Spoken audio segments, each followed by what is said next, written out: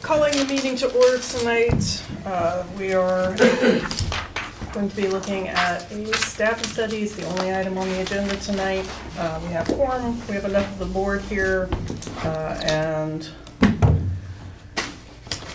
basically we're ready to rock. All right, I'll take it from there. Thank you, Madam Chair. The workshop format will be a little bit different. Once we're through our presentation, if the board wants to sit and actually discuss these items in detail, we have both chiefs here, command staff from both departments, as well as a number of representatives from both departments. For the sake of expediency, I'll go through the presentation. Feel free to stop me at any time with any questions, or ask the, you can hold any questions to the end too if that works, or we can bring in the chiefs or anyone else.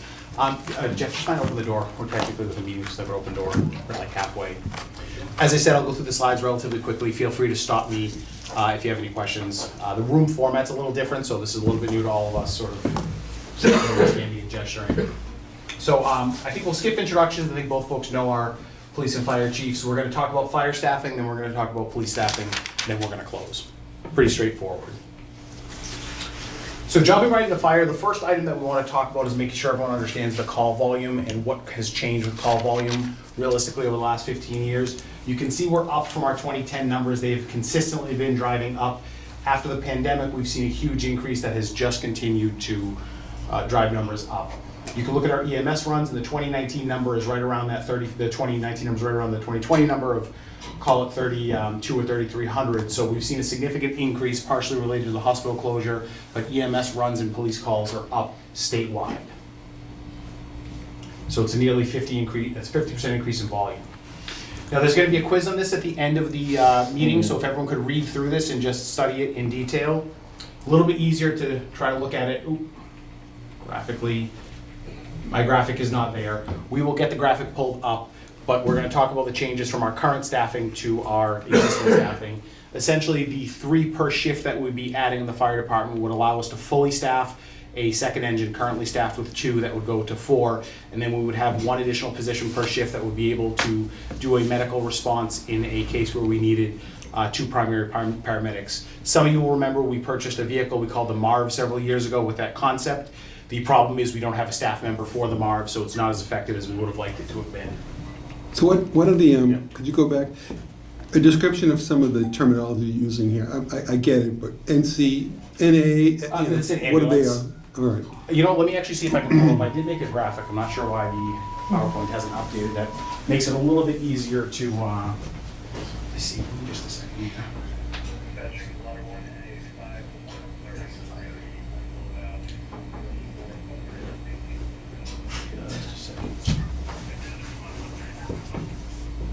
That might make it a little bit easier to visualize. Give me a second.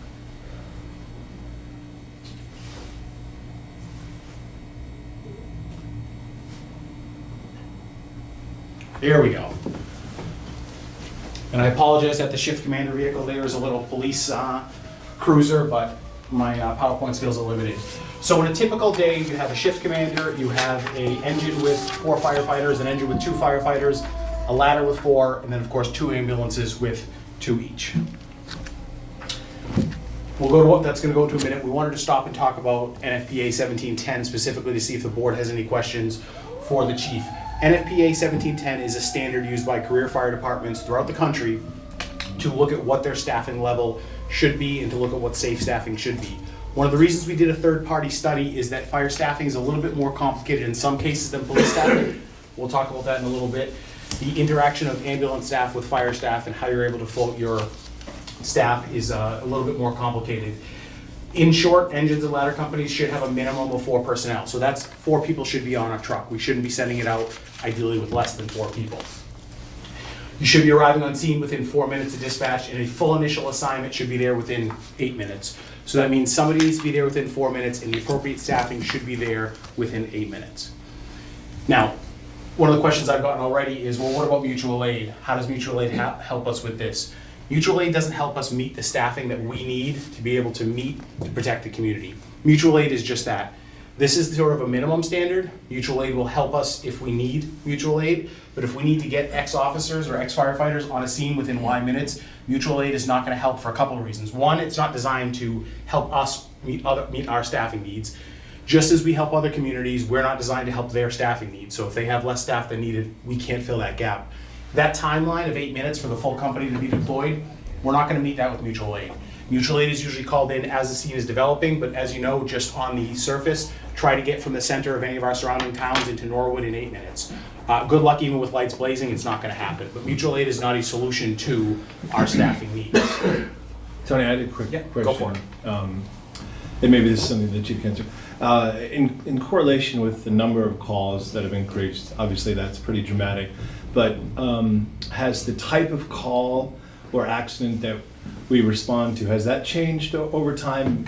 Sort of meaning like 5 years ago, were there some calls that we didn't respond to that we do now, or has that been pretty steady? It's been pretty steady. Okay, so it's really just the increase in numbers. Correct. Great, thank you. Mental health the last 10 years for both police and fire has changed. That's sort of along the lines of what I was When thinking. we get there, sure, but. Summary, just 1710 is the industry standard for how departments should be staffing their departments. We're never gonna be there 100% of the time, but as we've seen the call volume going up and as workforce continues to change, meeting that standard on a regular basis is next to impossible. Why is that an important standard? One example, we're all familiar recently with the Fall River fire at a nursing home and their ability to adequately staff ladder company or engine companies and to get there on time and to adequately take care of an actual fire at a facility like a nursing home.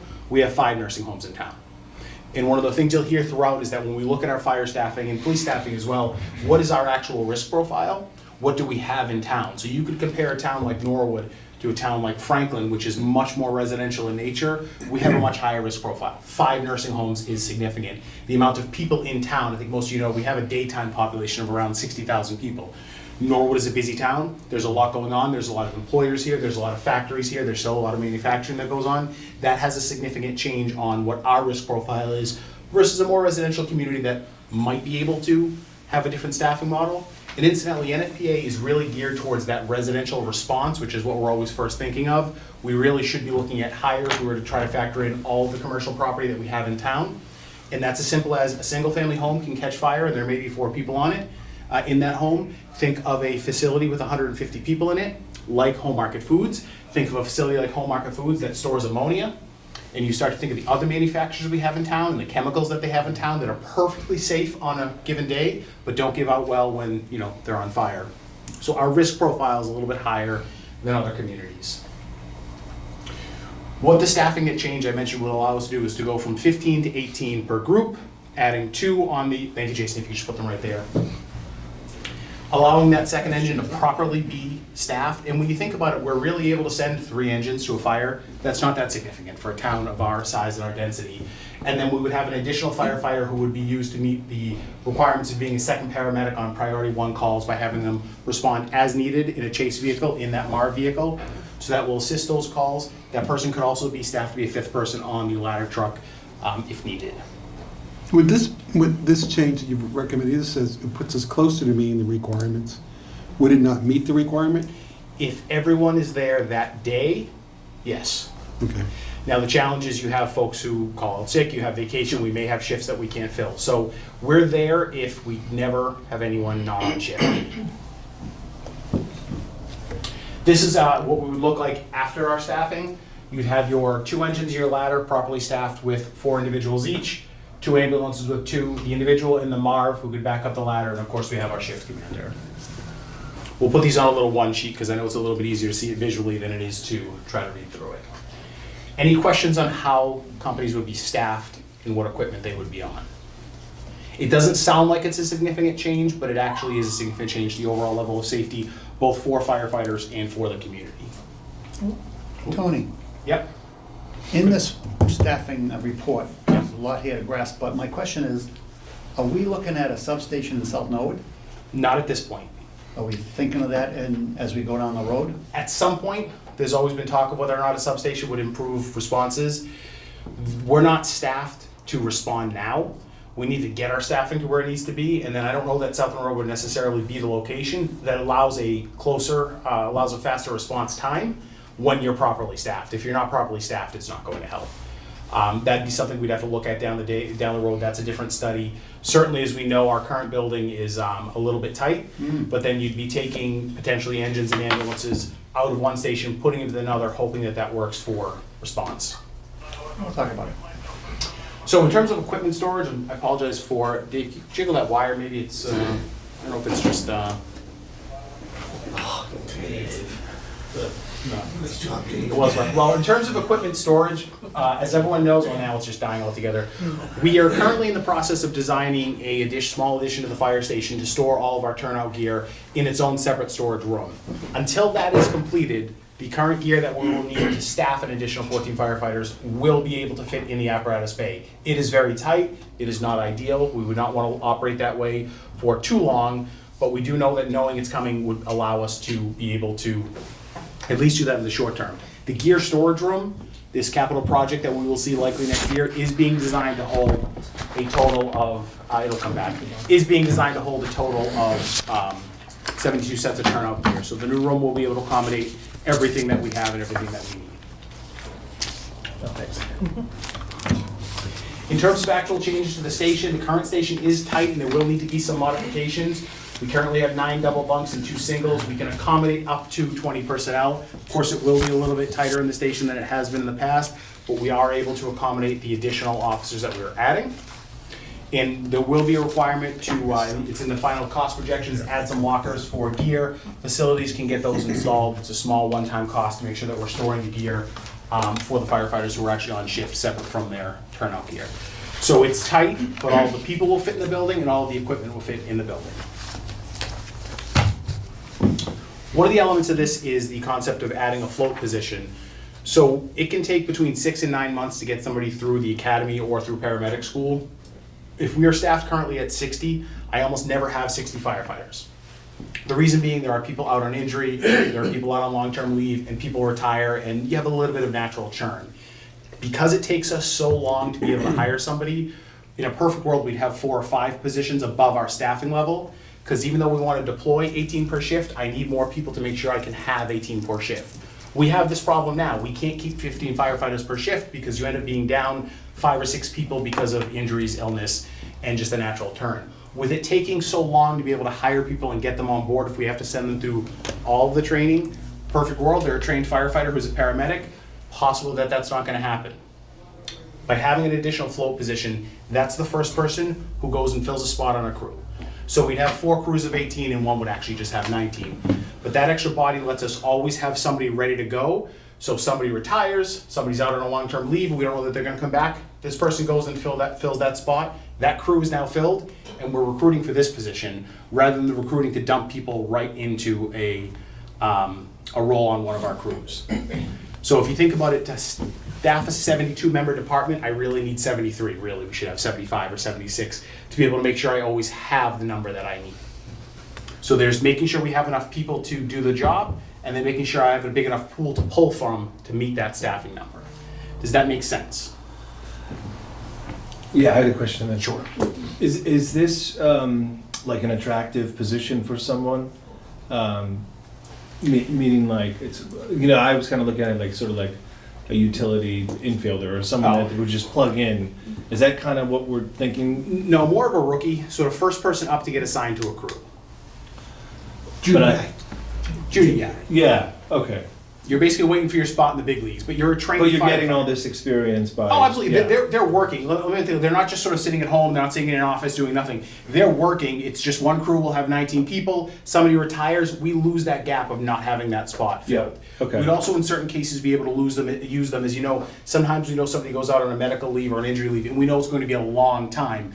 You can backfill those positions with overtime, and then when you start forcing people and you're trying to get everyone just to get up to that staffing level, Right. We want to slot this person in, great. This position, this person who's retired, or you do have some churn who's left, they're there, and now I can worry about recruiting this person. So if it takes me 5 months to get them on board, it's not such a big deal. Whereas now sometimes what can happen is, great, group 2's down somebody, we got somebody on board, you'll see them in 9.5 Right. months before they're actually And realistically the on chief had board. said that last meeting. Yep.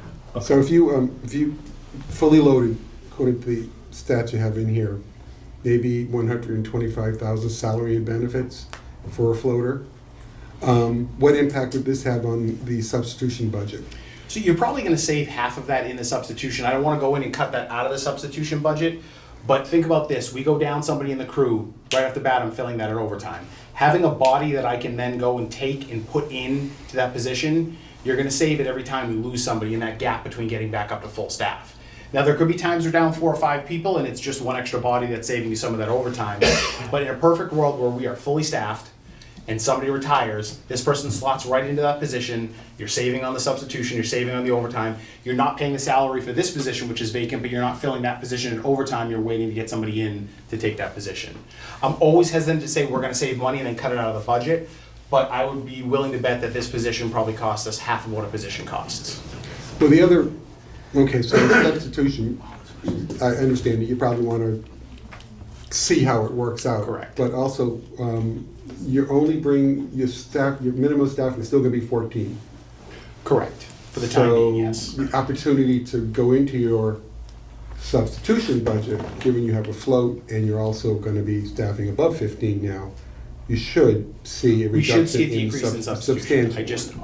Yes, I'm not gonna wanna budget that understand. year one, Yeah. but yes, we should see that number come down, and then we'll have to decide over time where we want that staffing level to be, because what we don't want is a situation where, great, we've increased staff, but we always run down 3 or 4 guys. Mm-hmm. We're not gonna jump right up to 18 per crew, but we don't want it to be, well, we'll just keep running with 14, because then we're, again, not meeting our standard. Or we're not meeting the standard we're trying to set. All right, thanks. I would like to see if we do see some savings in substitution to roll that into training, but we'll talk about our training needs separately. In terms of training requirements, we don't actually have a formal training requirement. There's some statutory laws that we have to abide by for different training. We want to put one in. We want to give every firefighter 32 hours of mandatory training a year. Now, police officers by law are required to complete 40 hours of training a year. Actually, Chief, are firefighters required to complete any training? Yeah, technically they're not required to complete any training in a given year. Paramedics have some items for recertification.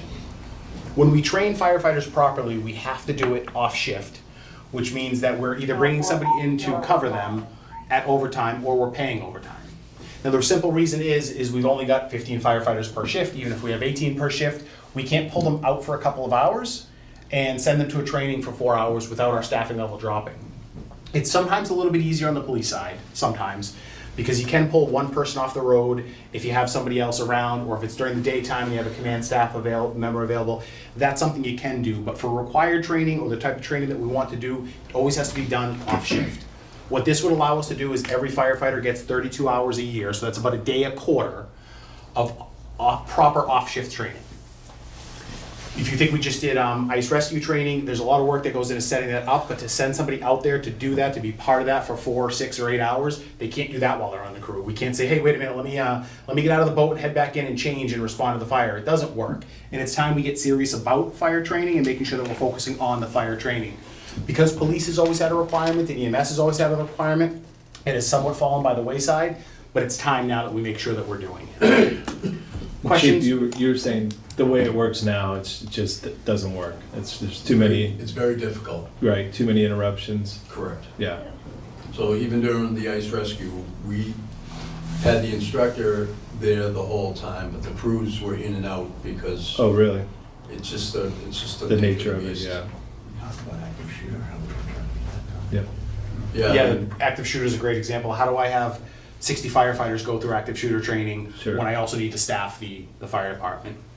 Now, we could avoid this cost if we double the size of the department, because then half the crew could be out training, but Yeah. cost-wise, I think this is probably a little bit more effective, but we need to get serious about making sure that we're requiring it and that it's actually there. Most of our surrounding towns have some sort of a training guarantee, if you will, in their contract. It doesn't work the way we want it to work with, which is to make sure that our firefighters are getting at least a full day, which is a minimum, but at least a full day of on-shift training in the department. So we don't have a requirement for training for firefighters today in terms of training hours. Correct. Where did the figure 32 hours come from? The idea is it's a full day, a quarter with your crew. This is not the only training that they're going to do, but if you look at something like ice rescue, if you look at something like a burn building, that we can take a full day of training, that you can plan a proper 8-hour training day. Unfortunately, one of these days, maybe give over to some of the boring administrative training that we all have to do and sign off on the paperwork. We'd like it to focus on as much active and important paperwork training as we could. It's closer to what that police standard is, and it's closer to what other departments do. They sometimes have a 25-hour requirement or a 30-hour requirement or a 40-hour requirement. So the approach we take is with everything in Norwood is sort of nothing more, nothing less. This is where we feel we should be. If every group got 8 hours of training a quarter that was completely off shift, that's a very good start. Who does the training now on shift, Chief? As far as Firefighters. the individuals, Yeah. they all do. They all do. Yes. I mean, what? So the problem we have is that we have the Mass Fire Academy, which has a lot of classes that we can partake in, but we have to go there in order to do that. And in order for me to do that right now, it's next to impossible for me to send them out there. So this would definitely alleviate some of that. By having a paid trainer Correct. specifically with that. Well, and being able to cover them, to have them go, or pay them to go, I see, one or the I other. got you, all right. You can ask the fire academy to put on certain trainings for you. They just want you to have enough people to make it worth it. So if we said we specifically want our crew to have this training, they'll say, sure, how many people can you send? Well, we can squeeze 2 guys out. No, if we tell them, look, we can send 16 people one day and 16 people the next day, it becomes worth it for them and worth it for us. But we can't be taking the crew out of that class once we have them here, so it becomes problematic. Going along with the training requirement would be a full-time training officer. This would be a officer position. This person will be responsible for managing, creating, and coordinating the department's training program. They would be our primary train the trainer. So somebody would slot into this position. They would go to every train the trainer course that they can go to. They would become certified in a lot of those areas. They would provide a lot of the training themselves. Where they can't, they would still use, we don't want current officers who do training and are trained to be trainers not doing that, but they would be able to coordinate that. That 32-hour minimum that we're putting in place, we would make sure that they would be coordinating those days as well to make sure we're getting a full value out of them. They would also take on the responsibility of all of our certification compliance. We have a number, particularly on the EMS side, of certification requirements that we have to make sure are maintained and done correctly. It can create a number of issues if we miss certain certification deadlines. This person would also be responsible for that. We in the past have brought out supervisory training, which we're always paying out for. This person could either do that or at least coordinate with a better, cheaper opportunity. I think 5 or 6 years ago, we did an MMA supervisory training for everyone. I know John would have went to it. I think it was like $30,000. And that's what it costs to bring out a trainer for the whole day and train everyone plus the overtime. So this would allow us to have some of those, that ability in-house. Somebody can also look at all the different training available to our firefighters, really sort of spreadsheet that out and say, what are we doing, what do we need to do, and try to look at it comprehensively to raise the overall level of training. Right now, it's just a matter of we don't have the time and the resources to be able to do that, so we want an officer who has the time and the ability to do it, and then the resources to send people to the training as well. Questions on the training requirement or the training officer? Do most municipalities have that position if they're fully staffed, Mixed. mixed? Yes, what you might see is additional command staff that are working during, work like an administrative shift. We've only got 2. We've got the 2 deputies. Right. And we only had 1 up until a few years ago. Other departments our size will have some captains and lieutenants on an administrative shift. They're handling training or whatnot. So we're calling it a training officer. It's really going to be a lieutenant or captain, and that's their responsibility, but they're Yeah. not assigned to a crew. Okay. So in terms of the total cost estimate, we're looking at about $1.8 million. For health insurance, pensions, I'll just go through these. The position count is just the actual cost of the staff. The health insurance is just an assumed cost per firefighter. A family plan does cost us closer to $20,000, but some people don't take our insurance at all. So that $9,000 is the cost of an individual plan, which is a good average we usually use for planning. Fortunately, even though health insurance is going to go up and probably a disgusting amount this year, we do know that one of these schools' enterprise funds is actually finally picking up their health insurance cost, so we know there'll be a little flexibility in that budget that we can slot these in without having to add it as part of an override or having to otherwise increase the budget. The pension cost is just an estimated cost based on our what we use for grant funding and whatnot. It's the cost of the system. We don't actually pay that directly. It comes through PERIC. as part of our actuarial evaluation. So it's not like all of a sudden the year after the pension budget magically goes up $8,000 per person. It's just we know, trying to be transparent, there will be some increase to the pension cost as a result of added staff. Miscellaneous is just to account for the different certifications that individuals might have that might not be factored into their base pay. Sometimes it's a longevity payment, sometimes it's a certification for a different item, so we're just trying to make sure we're accounting for that as well. And you'll see that on the police side too.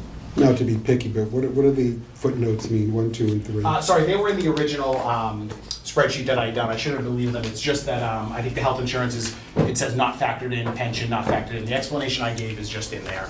I will either remove those or include the footnotes. Same thing with the gear. The gear cost, this is primarily for turnout gear for firefighters.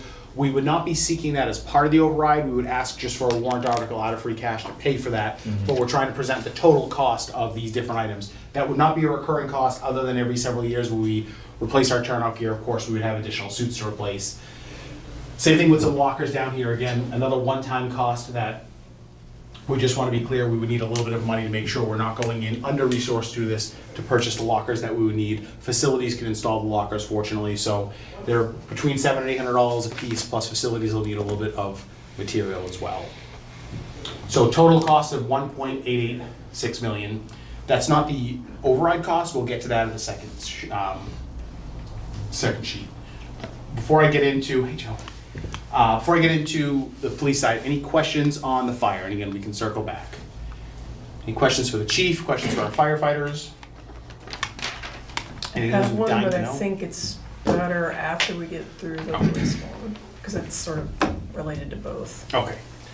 So let's jump into the police staffing study portion of the evening. Currently 65 full-time sworn officers, 39,000 calls for service last year, and about 107 calls per day. The police department, similar to the fire department and similar departments in our area, has seen a significant increase in the number of calls of service. You can see going back to 2012, those numbers have significantly increased. The number of citations we're issuing every year remains high, averaging 5,000 or more.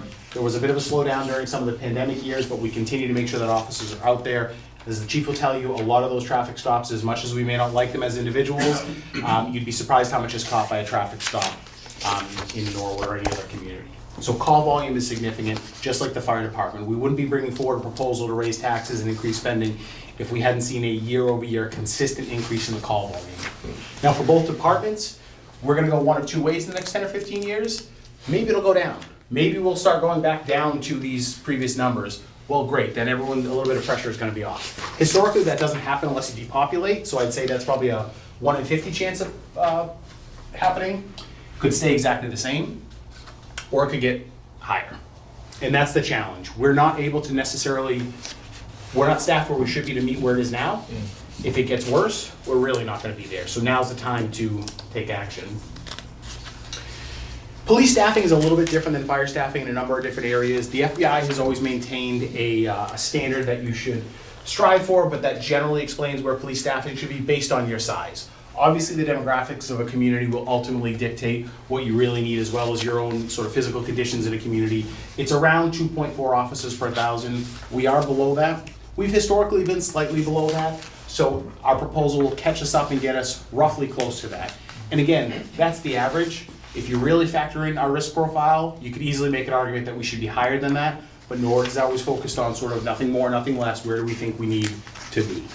When's the last time we adjusted police staffing? Do we know? Technically, it's been quite a while. Chief, would you know? I mean, when we eliminated dispatch, we increased the number of police officers, but they took on dispatch responsibilities. Right, that's the last time we increased the size of the department, was to cover the desk. So like on the midnight shift, we have an officer sitting on the desk, that can, go out if they have to. But not a true increase. I think it's been quite a while. Fire staffing, incidentally, has been roughly the same since the early 1970s. So it has not changed in roughly 50 years. What's that? Oh. It's been roughly 50 years, and we've also taken on ambulance service and other items in that period of time.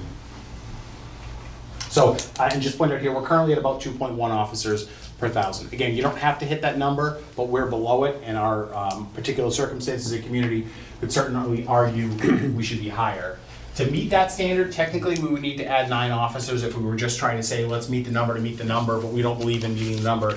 Just to meet the number, we want to make sure we're providing value for the community. So technically understaffed by 9 officers according to FBI guidelines. Police staffing, we talked about the specific community is always going to drive the type of police staffing that you need. We, as the chief's put here, we are the busiest community in the Devon District Court. We are the highest call volume of all the towns in Holbrook Dispatch. Stoughton is very close to us in population, but the delta between their population and ours, and their call volume and ours, our call volume is significantly higher.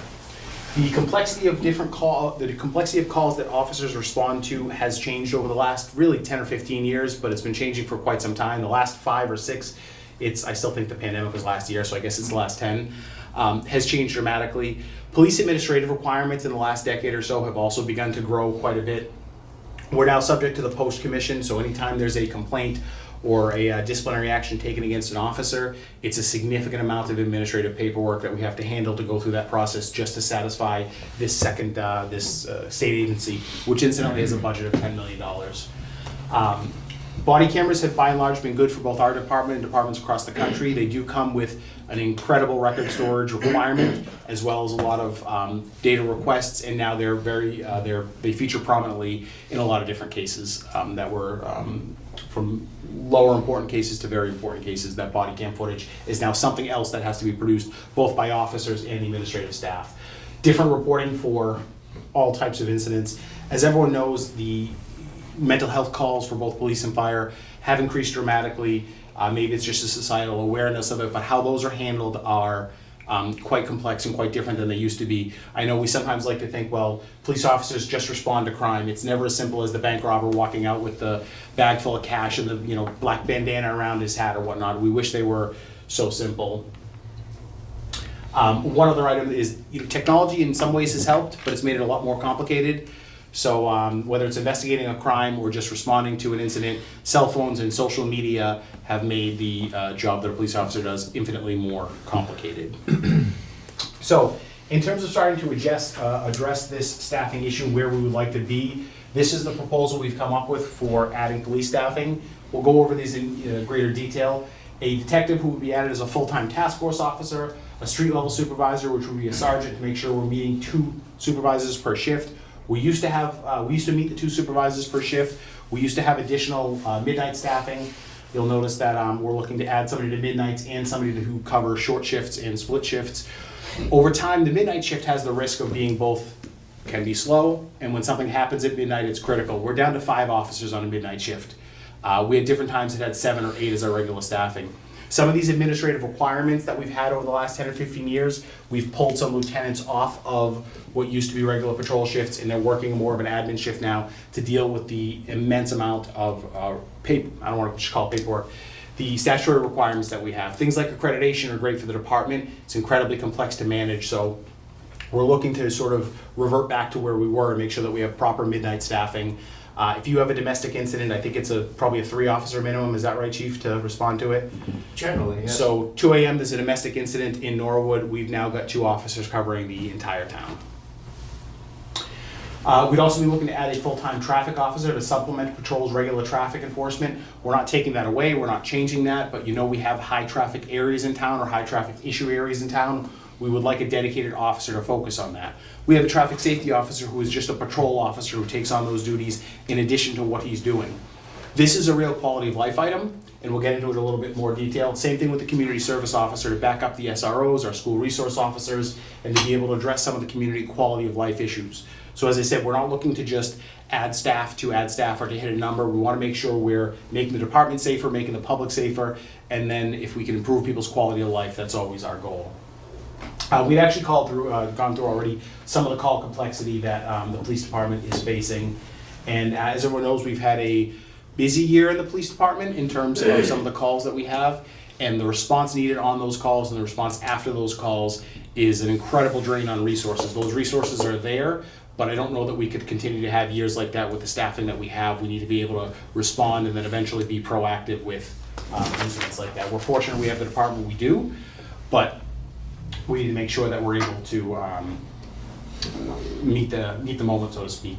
One other thing here with sophisticated fraud cases, as you know, fraud is continuing to grow each and everywhere. Today I had somebody send me an email, somebody sending an email to, somehow they got a database of employees that at some point had worked for different towns, and it appeared to be coming from our one of our retirement companies, and it wasn't, and it was a fraud. And this is somebody who 10 years ago worked for the school department, and they said, I did a summer program and I got this email. Where folks are getting this information is beyond me, but that's happening every day out in the community, and it's becoming more and more of a challenge to deal with. We talked about post requirements. I want to talk about density before we get into the individual positions and just talk about where we are in comparison to our other communities. If you look at our population and our square miles, our density per 1,000, and then particularly the percentage of multifamily dwellings we have, we pretty much dwarf all of our neighboring communities. In terms of raw population, what's interesting is the number of people reported in the census in Norwood is roughly where it was in the 1970s. We sort of peaked around 31,000, went down a little bit, and came up. There are hundreds more housing units in town now. There are a lot more businesses in town now than there were then, so we've continued to get denser and more complex. Interestingly enough, Canton, Westwood, Walpole, and Sharon, in the last 50 years, while our population and Dedham's population has been roughly flat, there's an extra 25,000 people between those communities. So that's a whole extra community that has grown up all around us. And remember, they're all wonderful communities, but people come to Norwood to eat, to shop, to do business, and to work. So that's all adding to the volume of what we're seeing. Remember, there's our census population, and then there's how many people are actually here during the day, and we have to somewhat adjust to that factor as well. Businesses, people coming in town to shop and use businesses. Do we know what the staffing ratio those towns are using? Stoughton has more cops than us, I know that. 71. Stoughton has 71. Okay, so Stoughton is smaller than us with more police officers. Everyone varies slightly within the number. That FBI guideline of 2.4 thousand is sort of a standard across the country. I used to be 2,000. When it was 2. That's a standard. Everyone is around that number. With Stoughton being higher, some are going to be lower. Some of these towns haven't caught up to their growth yet. Again, we've been at 31,000 people for quite a while. If you look at towns like Walpole and Westwood, they're growing quite a bit. But then that density question also comes into fact. We have a lot of multifamily housing, we have a lot of density, and that's simply to say, when people tend to live on top of each other, you tend to have more calls coming just because people are living in closer proximity. That's the same for every community throughout the country.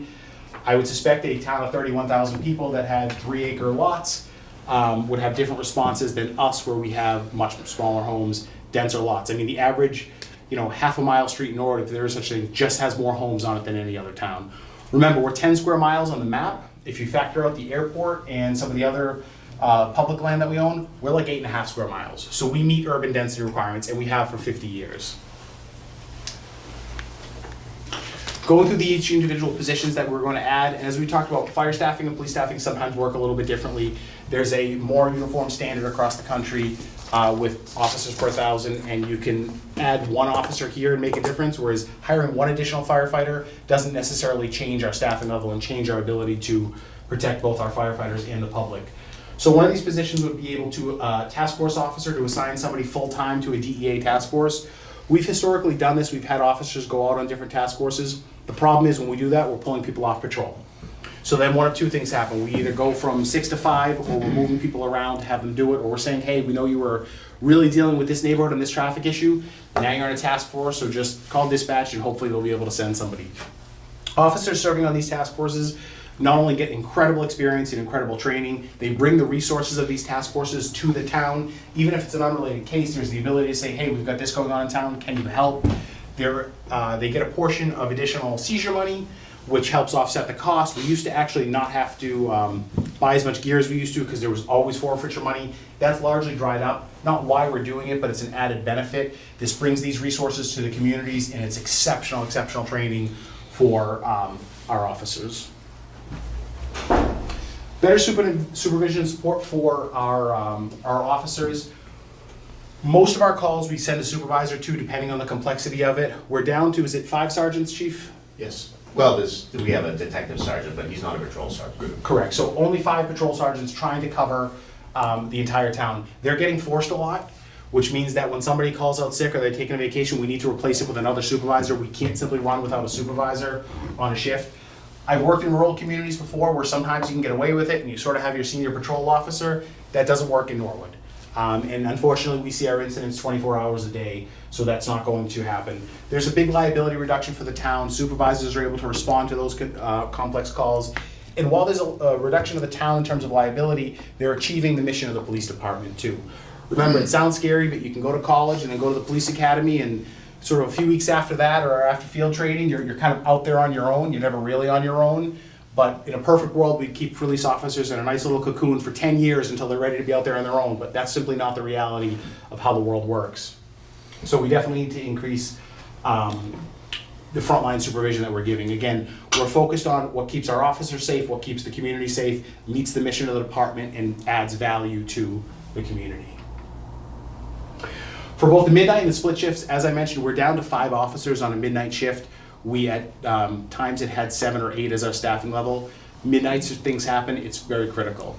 Every time I interview a police sergeant, I do it with fire captains as well, I ask them, how do you feel being responsible for public safety for this town of 30,000 people at night? Because they're the one in charge. They're the one making that call, and they could be a junior sergeant on midnights and they're making a call about a critical incident. Could be their first shift as a captain and they're the first one on scene. They're responsible for what goes on in this town overnight. Yes, they can call their supervisors, they can get the chiefs in. That all takes time to get those people in there, but it's a significant level of responsibility.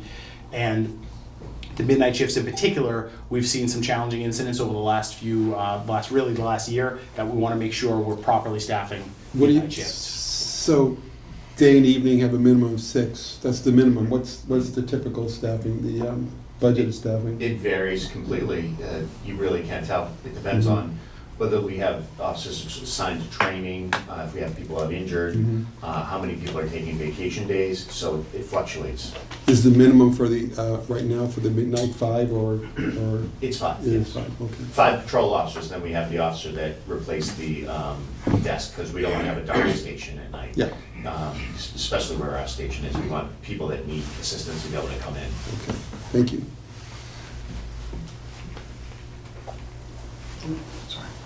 Traffic officer, we have a great patrol division.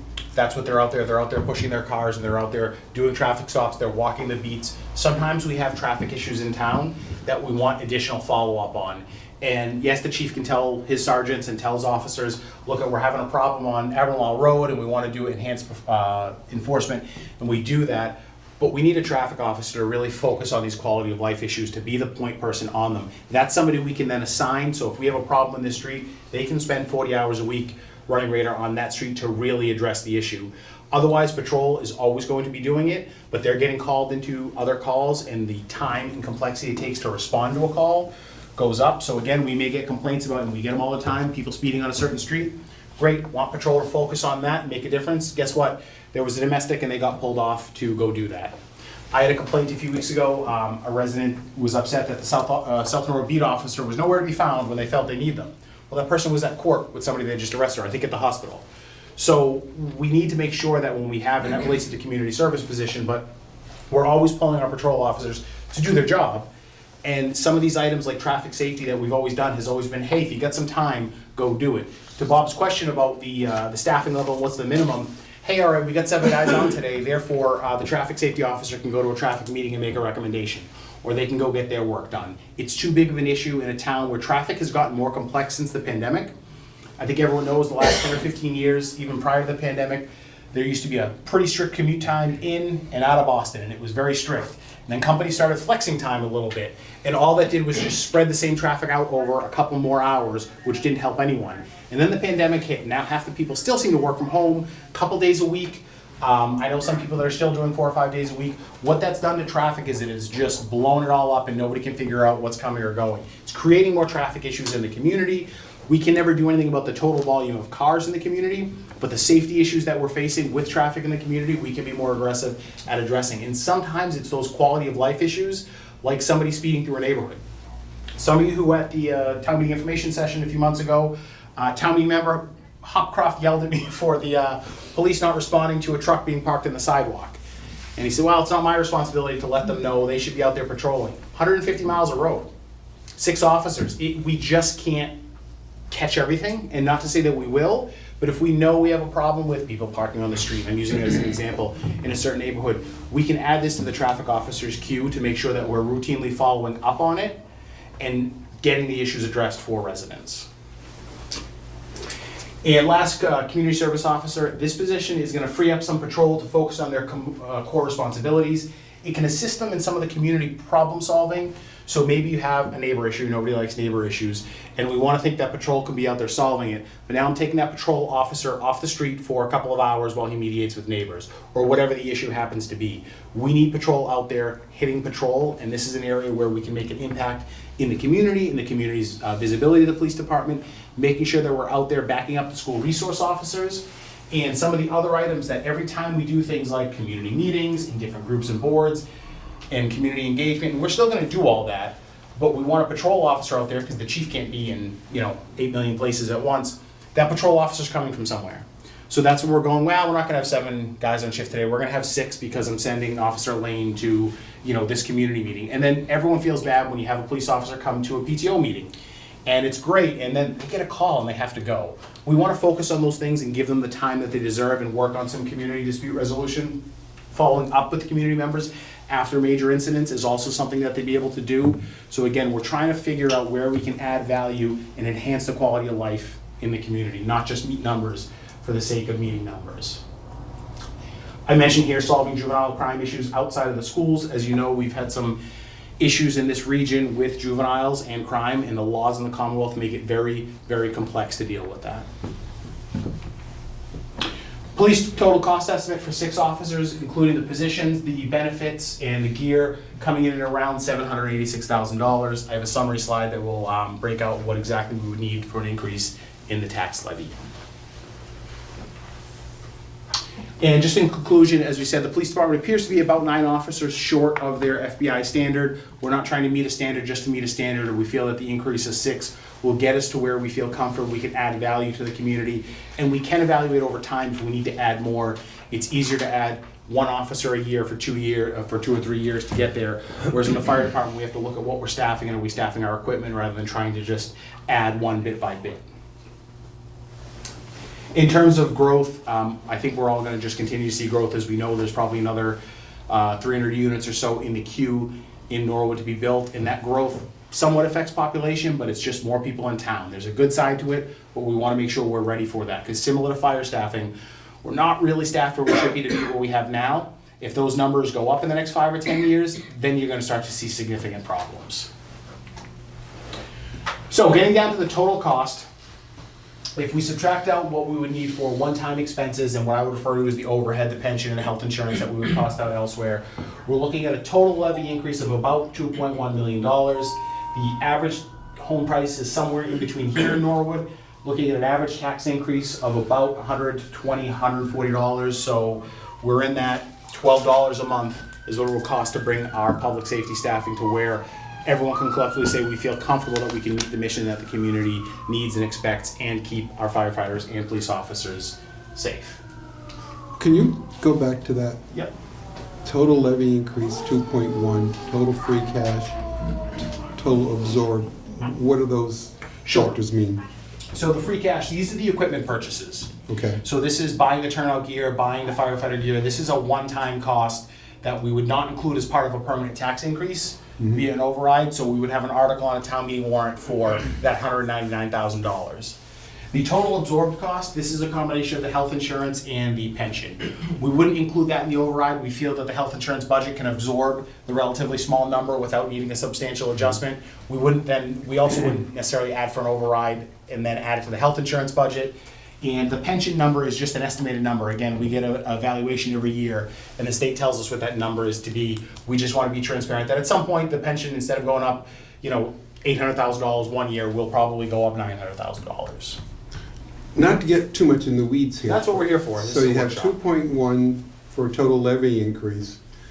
Could we not consider looking at, our new growth that we've experienced over the last year or two to cover part of, in other words, can we use some of that new growth to cover some of these costs and reduce the levy increase? Sure, so that's a great question. So that's sort of 6 one way, half a dozen the other way. If we were to say we think we have the levy capacity this coming year to be able to absorb this increase.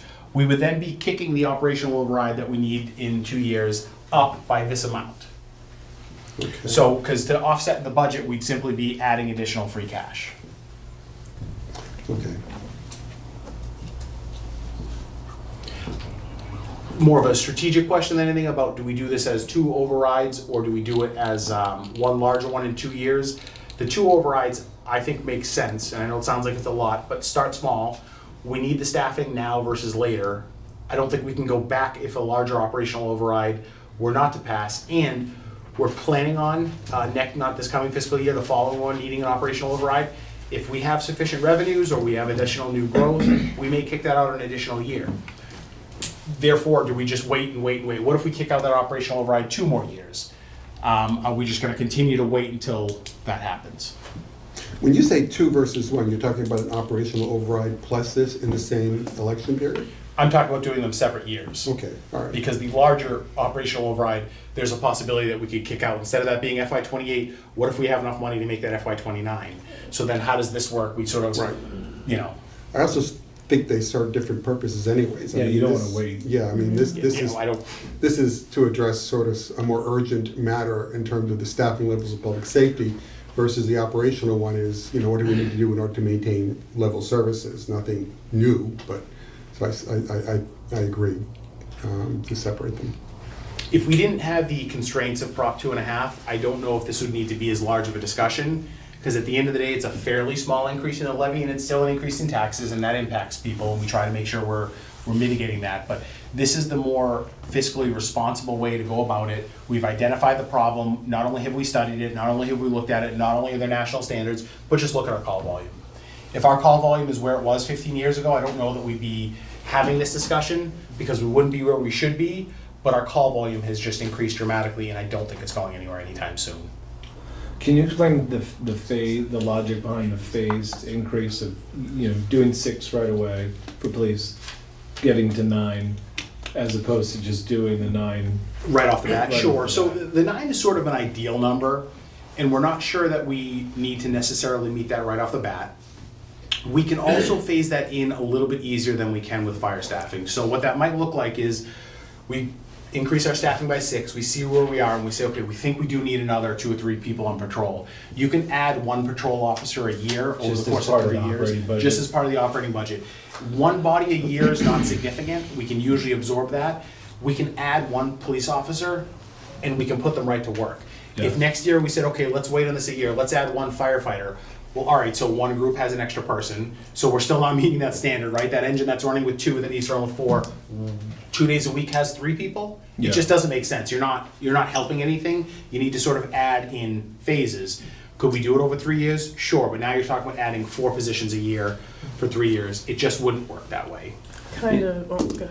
I was just going to add, and I think too, with the phased approach, with the 6 additional positions, you know, more so perhaps with police than fires, that, you know, you're addressing these things that we could have metrics on, and you would say, okay, now the time that a case is, it's cut down because we have this position, or, you know, whatever, you know, the traffic officer is able to do this. And I think that would be really important, should this go through, to be able to present that information to voters, to say, you know, this is working. These 6 additions have really made the department more efficient, and these 3 would really put us, you know, over the top or whatever. Part of the goal of the proposal was that it's partially reactive, we're reacting to what we need, and we're being proactive to hopefully cut down the future needs for certain things. So one of the biggest complaints we have is people, traffic requirements, right? Like speeding and things like, and our patrol officers do that. But because our calls are taking longer and more complicated and more frequent, you know, that proactive part of our police department falls off. Right. And, you know, same thing with the community service. You know, somebody out there that's just dedicated on problem solving. You know, it's 1 problem at a time. Fix 1 thing, then you don't have to deal with it 10 more times. Right. And so hopefully, and like Mr. Mizuko said, we can increase an officer here and there, and it's not a big lift for us. Unlike the fire, where they have to staff a whole group at one time, we add a person here or there. Let's say we needed another supervisor somewhere down the road or something along those lines. We can make that work a little easier than they could. Mhm. So one question I had was, do we understand much about the dynamics between, if we're understaffed here, are we overflowing here? For example, like in software development, if I short my QA department, my customer agent call volume goes up because they're fielding everything that's no longer able to be processed by QA. And vice versa, if I short my CS, then the QA volume goes up because it all shows up in bug tickets. Do we have a similar dynamic with, well, because we're short here on fire, now more incidents are becoming a police matter or vice versa? I don't know if one is necessarily relating directly to the other, like being short on fire staffing is causing more police incidents, but first and foremost, it's safety, right? It's safety for our officers and safety for the public. We're seeing these incidents and we're seeing our ability to respond not be at the level that we necessarily think it should be. Obviously, if you have everyone occupied, and the example is probably ambulances being out of town. So when our ambulances are now traveling into Boston, we have fewer people able to respond to an incident. That's putting additional pressure and stress. Probably the best place where we're seeing that is the pressure on the fire department, the call volume being up, the lack of staffing to respond, the inability to respond safely, I guess in the safest, best possible way. That's putting pressure there. You're seeing some forced shifts there. You're seeing forcings on the police side. Our sergeants in particular are stressed. With just a handful of them, with just 5 of them, the more they get forced, you'll see that decrease in the workflow. We're not necessarily large enough that you could track it on a metric, but what happens is you start to see morale takes a dive. You start to see sick time uses increase. Yep. You start to see injuries increase, both real and just, hey, I banged, my toe and I'm not gonna go into work because I shouldn't have been doing A, B, and C because I wasn't being provided the right level of staffing. So we have dedicated staff, but you're gonna see those things start to increase as the workforce continues to be strained and stressed. So I guess we asked, Chief Bailey, I think we asked you last time in December about the facility itself. It'd be tight, but you see that we can accommodate the extra fire staff. We'll make it work. And that's, would the facility have to be any changes from a police perspective? We don't spend a lot of time So I in was the gonna building, to say. be honest. I mean, we'll have to make some adjustments within the building itself. For example, our locker room only has a certain amount of lockers, but like, I have a locker, the deputy chief has, but I have an office, so I'll give up my locker and I don't Okay. need it. What about vehicles? Vehicles, we're in the process of trying to work on that. We probably need to increase what we're dealing with on a yearly basis, as far as going from 4 cars to 5 cars on a replacement cycle. But we have a few extras, and those numbers and the way it works out, we'll have to do some. Probably within the capital improvement plan. then. Yeah, we'll probably have to do a little magic to Yep, make yep. it work, but it'll, we can do it within our operating cycle. Get more bikes. Nobody's out there in bikes tonight. No, not this time. Stack. About today. Mrs. Sad, question? Tony, you know how I feel with the chief and the police department, whatever they need, we have to get it for them. But my question is, can we attach any of this for safety with the CPA money? I don't think so. Okay, so It'd be next. nice in the community preservation, except we can't use it for safety. Right. It's a Well, type how of about reservation. Yeah, I The agree. equipment or any of that stuff that we can push over. Okay, just asking. No, I'll note, we're always aggressively pursuing what additional grant funding we can get, particularly with some of the federal grants that help both police and fire. One of the challenges is it's always, they want to make sure you're sort of doing things right, but they want to make sure that they're helping out the departments that are in most need. So you replace an engine on a regular schedule, and all of a sudden it's, well, no, you don't have anything that's in really bad shape, so we're going to go help somebody else. Unfortunately, we're not able to play games like that. I'll give you examples of a town I may or may not have used to work from that had all sorts of land. I mean, we have a space problem at our station, we have a space problem in town, but let's just say this town had all sorts of land. So it was very easy for them to keep old engines out in the back of the fire station, technically registered, technically ready to go. So when you fill out an application, it's easy to say, we have a 30-year-old engine, that's our oldest engine, that is still functioning, that we could drive out to a federal grant inspector and show you that it's there. You're playing a little bit of a game by just keeping it in the back there because you have the space. So we both can't and wouldn't play those games. So we end up in this situation in Norwood where we're not a big city, but we're not a small town. We're stuck in the middle, and that sometimes makes finding those other funding sources particularly challenging for us. I don't have a problem with the numbers or any of that stuff. We'll find the money and people won't, as a taxpayer, I don't have a problem paying $150 extra a year. The stuff we've gone through in the last 3 months, especially in this town. But I still want to just ask the chief, and I gotta go back to this, because there's a lot of, Windsor Gardens got big plans and apartments, and we got the big tract of land in South Norwood, would be a perfect spot for a substation. The East Walpole substation, how many people man that? Is it 24/7? Yes. 4. 4 people? Because, South Norwood's a hot spot, you got a perfect spot possibly down there for a substation, and we're gonna have a lot of growth in the next 5 years. We're gonna have 2,000 apartments coming to hit us real fast. And I think we're gonna be behind the 8 ball with this thinking process right now, just as a Band-Aid, but 4 or 5 years from now, when we got 2 more thousand apartments, that thing's gonna be too small down the street. It's already too small. Yeah, so I think if we can go for a grant with our illustrious John Rogers and Rush and Congressman Lynch, and see if we can get a grant for a building and something in South Norwood, and find some money at the commercial level way too, and sometime the residential, it's a no-brainer. I think once we get our staff to where we are, we're gonna have to look at those facilities and whether or not it's adequate for what we need. I know that MMA has been pushing the state for years to try to create a public safety building authority similar to the school building authority, just to allow cities and towns to be able to fund public safety buildings. Even a smaller station, you're probably looking at a $15 or $20 million cost. I mean, Massachusetts has a public construction problem where the same fire station that Westwood wanted to build is being built for maybe 60% of the cost in southern Maine, but unfortunately not much we can do about that. No, but I think if we can get the 2 guys behind us, chiefs, and look at what their needs are for a substation, I mean, there's a hot spot down there, revitalization, and you've got a tract of land that you could utilize it hopefully with, and, take the apartments off the equation. That's a 2-for-1 winner. Sure. All right. Definitely something we can look at. Hey, Mr. Sad, if you know anybody down there who might have some land they want to donate, I'm maybe thinking- where they used to be on. I'm thinking of it. I'm thinking of it. Put the bite on it. I'm thinking of it. That's what I had discussion tonight with. Well, donation of the land would certainly make a project like that move a lot faster. I think good for naming rights. Yeah. Could you, this is kind of just a data nerdy question, but can we just take a look at what the differences in the per capita budget would be from proposed to what from the proposed FY27 per capita budget, public safety, probably both for fire and police, and then do the same with these additions? Sure. I just think that kind of will tell a nice picture in terms of what we're spending per resident. Sure, we can get that for you. We'll get that tonight. Good statistic. Timing of an override if it's something that the board.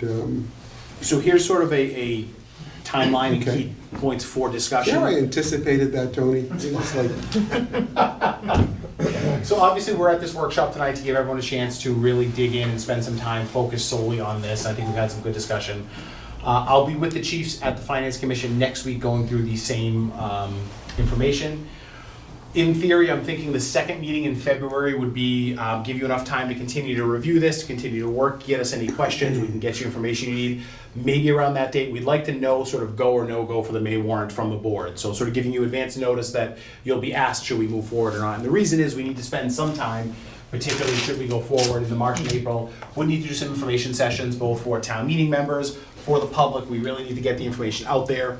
We will probably do some open houses. Not that the building is really a component of it, but people may want to come down to the building and just see the building and see what their tax dollars are going for. May 11th or thereabouts would be the town meeting vote. And then second Tuesday in June is June 9th. We would target that for a ballot vote. That could be a week earlier or a week later, but that's historically around when we've targeted it. So I think this is what the timeline would look like. We need to expand on this, but we sort of need to take step by step as we go there. so on May 11th, the town meeting, it's going to be similar to the operational one 5 years ago. It's going to be contingent vote, 2 votes, right? Correct. So the way it would come forward, the regular budget would go through, then there would be a separate warrant article that would be an additional vote, additional money for public safety, contingent on an operational override. There's a vote to place the operational override on the ballot. There would then be an allocation of free cash for the one-time expenses, also contingent on the override passing. But that's the gear and the things that we talked about, yeah. Yeah, because Okay. we don't need to permanently increase the tax base for that. We would be going after one-time money to make those purchases. On the budget side, I just think we should do a little more thinking regarding those opportunities to reduce budget lines in other areas, given that we're raising. You had made a comment about, for example, could we reduce substitution going forward, given in the fire department we're going to raise staffing but keep the minimum staffing at 14. That maybe some of those fundings could transfer to training. So I'd like to see us kind of scrub those numbers a little more.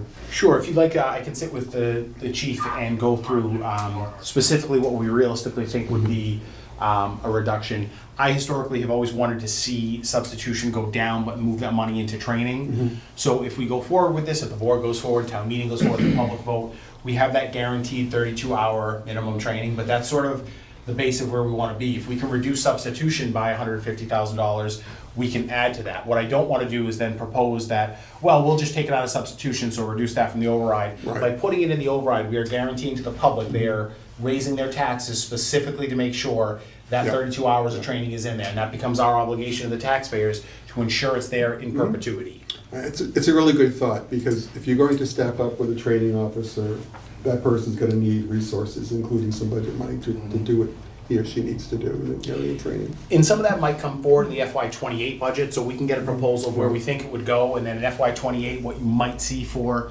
some of the changes is, okay, we think we can reduce substitution, and here's what we would like it to be. It would be additional training money, and by the way, the training officer is now going to have, you're right, to his point, maybe he needs a $100,000 operational budget to make sure he can bring in experts where needed, to bring in the equipment where needed. Maybe we start buying the equipment we needed. We just got a donation for a forced entry training. We should be able to go and buy that without it being, very grateful for the donation, but without having to get items like that donated. But we have short-changed training on the fire side for a long time. I had one other question on my notes that I should have asked earlier, and I may have asked this before. So when we have mutual aid on the ambulance side, let's say Walpole comes in and services our town resident, that ambulance revenue goes to Walpole, not us. We split it. We split it, okay, And it's 50% of what was collected. okay, So if they collect 400, we get 200. I get it. Thanks, chief. It's worth noting too, just on the ambulance, we generate more than $2.5 million a year in EMS revenue. Even though this is really looking at the fire side staffing, we generate a significant amount of money. The town has never paid the full freight for its EMS staffing. So whether you want to look at it, 70% of it is covered, 80%, 90% of it is covered. The last time we looked at it, I think it was costing us $500,000 a year. Or depending on how you want to look at it, we've never paid for an ambulance in our lives. It's always been paid for by the ambulance revenues. Other questions from the board? Do you need any kind of vote tonight, or? No, this was just a chance to focus on a single issue of importance to make sure you could ask some questions, take some time. I'll give the chiefs a chance to wrap up, but just we'll continue moving forward. We'll get you the information you want, and that timeline is probably what we're internally going to follow. I just wonder if, in addition to the chiefs, is it appropriate for us to ask the officers behind us for any input they have? I absolutely. That's why we have a special workshop. Who would like to speak for the fire department? I'll take care of everyone. Mr. Chief, you want to go first? So I think seeing both the fire and the police side, as a firefighter trying to understand how the police run, it's a different language. And they can speak the same way, like they don't understand how the fire department runs. So I can see where, just a couple slides, you're really not gonna pick up on, why we need 4 on an engine, or why we need, 4 on a ladder truck. Those are standards, the 1710. Also with that standard, that wasn't really mentioned, was that standard of what we're trying to get to as a minimum. That is for nationally, and that's without a single-family house having a basement. Pretty much every home in Norwood other than Allendale Parkway have basements, which is gonna add to that standard number that we're gonna have to, the ultimate goal to hit that standard. Also with just one of our last fires that we had, right now we're running at 15, nobody's injured, nobody's on vacation, nobody's sick, and we have 15 people manning the ambulances, the 2 ambulances and the apparatus. At the last fire, 2 of our ambulances were tied up transporting residents to local hospitals, whether it was BI Needham, Good Sam, or whatever it is now, or in town Boston. So at that last fire, we were down 4 people. So out of the 15, we were down at 11. So I think that's very, very important to see. You know, my hat's off to the men and women down at that fire department, the way they've been just really doing a hell of a job over the last, not only since the hospital, but also through COVID. The staffing hasn't changed in over almost 50 years for us.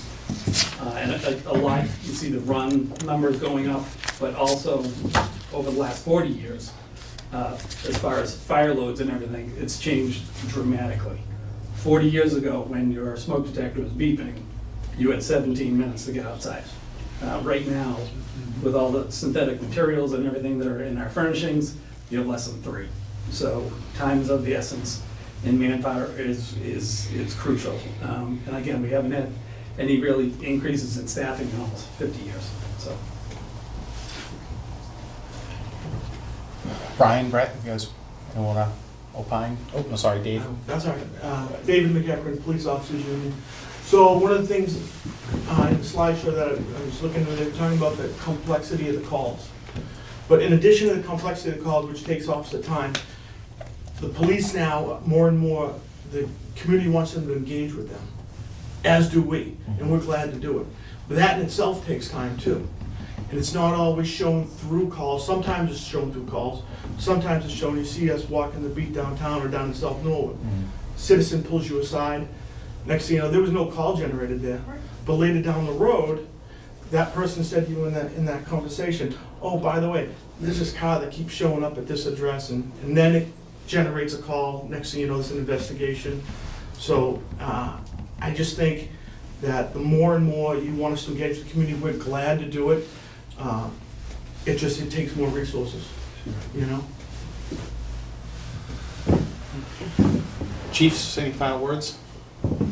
No, I'd just like to echo Paul's point. So I think it was Bob, you had asked if that increase in staffing would get us to where we need to be. As Paul mentioned, the ambulances being out is a huge, huge part of this. And if they're out with 4, sometimes they're out with 3-man transports, which it happens all the time. So now we're down 6. So it's a numbers game and it's a shell game, but it's a reality for us. So it's not always that we have the numbers to meet that 1710 standard. Even with the increase, we could still be running into that with 4 or 6 people being out because of the way we have to staff our ambulance. So our ambulance is staffed at PB, which is paramedic and basic. On priority 1 calls, we have to send a second medic. So any priority 1 type call, heart attack, difficulty breathing, we have to take another medic off of the truck and send them with the ambulance. So that's a 3-man transport. And they're out of service until they get back, so that an hour and change. So it's the only clarification that right now that I'd like to just so that it's clear. Yeah, I'd just like to close out, you know, the call volume is just, I mean, it speaks for itself, right? We've doubled in our call volume. Cell phones, people call for everything. And a lot of the things we're dealing with, you know, post-COVID, mental health problems. And, you know, under post now, we have to go through this de-escalation tactics and we have to slow down calls. That's one of the things, you know, that law enforcement has come out and said, you have to slow down the pace of a call. We can't just walk in there and just be like, boom, boom, it's done and walk out. We have to take time to try and problem solve. And that just takes a lot more time. And it's not like when we can send 1 officer, we do, but we usually just for safety reasons, we're sending 2. If we have an arrest, by the time we get through the processing, the report writing, like on the midnight shift, for example, you know, 1 major car accident and we got 2 officers covering the entire town. So they're not checking buildings, they're not able to respond quickly. You all saw the horrible accident we had down here on Route 1 That took us a whole day. An armed robbery, God forbid, a shooting or murder or something along those lines, that's the entire shift. Everybody's wiped out. And we might be able to peel an officer off here or there to go respond to other types of calls during that period of time, but usually it's all hands on deck. And we're seeing that more and more. And I think the same thing with the fire. Norwood is just a busy place. It's a lot busier, and I put that slide together with to show the other towns.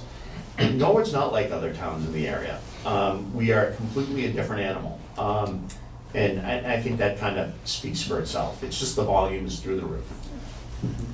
One other question I had, when we look at some of the roles on police staffing that we're looking at, where we're saying, hey, we'd like to get this community person in here, because that takes these folks that need to be on the beat, they can now go do that instead. How are we feeling on the tech side? I know that the fraud levels, like the digital fraud, is just up and to the right. Yeah, right? so a patrol officer gets a case where somebody calls and says, I've gotten, somebody's taken money out of my bank account.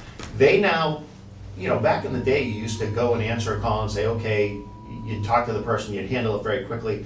Now that's gonna require an administrative subpoena, gathering evidence, writing a fairly lengthy report, maybe reaching out to the bank fraud department and working with them. Whereas before it was, you write your report, you move on to the next call. Now it might take several days, because now you're waiting for the administrative subpoena to come back. Same thing with anything related to social media and juveniles. Pictures of guns, or, every time a kid sends a photo or a text in a group chat that says something threatening, we go down to the house, we check the kid's room, we meet with the parents, we ensure that there's no guns involved, because we can't have that happen where there's a mistake. That kid comes in the next day and we didn't do our job. So all of these small calls have now become bigger calls, and they just take more time.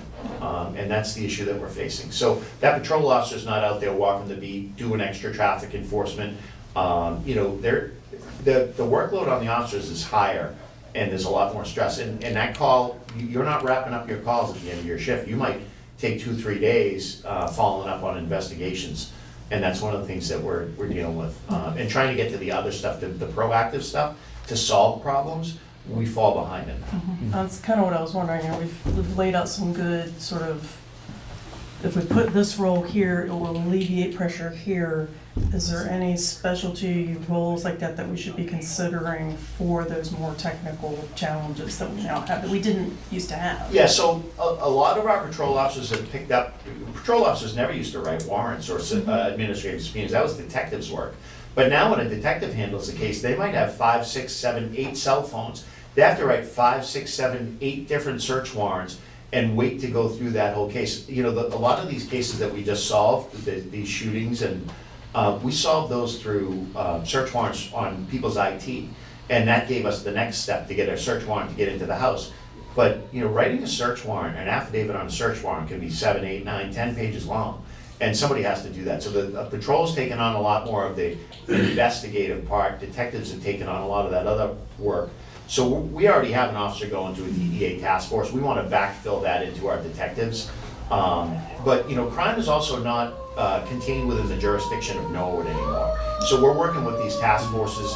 People are coming in selling drugs here, but they live in Boston. That type of thing. So we really have to work on that, and we have to kind of work more regionally and smarter, and through a lot more tech. So all of our officers are trained, and some of them are much more efficient than others, and they take to it, and we let them run with it. And that gives us that ability. Chief, can you just talk about the county crime lab that we oversee for phones, and Yeah, just talk a little sure. bit about what it is and how we... Yeah, so That's so great. we host the Metro Crime Lab here in Norwood, and we do the investigations on phones and computer equipment. Mostly it's mobile devices now. Everybody's, all the evidence is on people's phones. We can track that. And that's for the Metro group, the Metro Law Enforcement Council. And, that's housed here in Norwood. So we have officers that are trained to go and do that and dump phones. And so our officers are very far along compared to other departments in this area. But we get so much of it, it's absolutely crazy. And like I said, this all goes back to call volume. And something might start off as a small call, the whole juvenile thing with kids, I mean, it's a huge area. So, you know, that community service officer can work with the SROs as part of a team in order to kind of try and solve some of those problems, head off those crimes. You know, if we take 2 or 3 kids that are repetitively out there causing crime, and it's not like small crime anymore, it's like real crime, then we take them off the board and we get something taken care of. That's 10, 12, 15 crimes down the road that we're not seeing because we've handled that through legal process. So the more proactive we are, hopefully the point is to drive down the calls. Further questions from the board? Anyone else? Just one more thing to add. I think we've been here almost an hour and 20 minutes and we're already on our 5th call. This was not set up, I can tell you right now, it was not set up. And both ambulances right at this moment are in different towns. So just put things in perspective. I will say, every other town I've worked in, they've always kept the scanner going all day long, and I just can't hear, I couldn't, Yeah, it's, The fire hose. yeah, it's too much. Further questions? Tony, good news for these people behind us, hopefully in the next week or 2 or 3 with the Norwood Hospital, maybe we'll get some news and maybe we'll get some openings down the road. That'll hopefully help us. We're hopeful that, you know, somebody's negotiating with somebody and something good will come of it, Yep. but we will It's not. gonna make town busier though. Yeah. All right, thank you, everyone, thank you. No, I just want to, Motion just adjourn. Sorry, thank Bob. chiefs, thanks Yeah, town thanks manager for the everybody. presentation, Yeah, for thanks the gentlemen, ladies and gentlemen sitting behind you for attending this evening's session. Thank you. Yeah, thank you. Very informative. Thank you.